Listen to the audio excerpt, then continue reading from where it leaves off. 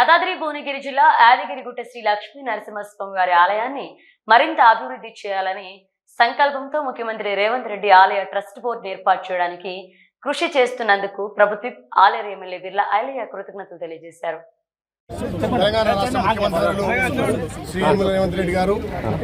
మా యారుట పక్షాన ప్రత్యేక శ్రద్ధతోటి గుట్టను ఇంకా దినదినాభివృద్ధి చెందాలి. గుట్టలు ఏదైతే వచ్చే భక్తులకు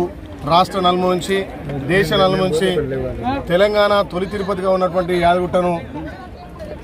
ట్రస్ట్ బోర్డుగా ఒక ప్రత్యేకంగా ట్రస్ట్ బోర్డు ఏర్పాటు చేస్తున్నందుకు ముఖ్యమంత్రి వారికి తెలంగాణ ప్రజల తరఫున ఆలయ ప్రజల తరఫున ప్రత్యేక ధన్యవాదాలు. ఎందుకంటే ప్రత్యేక ట్రస్ట్ ఏర్పడడం వల్ల గుట్ట అభివృద్ధితో పాటు వచ్చే భక్తులకు అన్ని విధాల వసతులు కల్పించి ప్రతి ఒక్కరూ సులభతరంగా దర్శనం చేసుకొని ఇక్కడ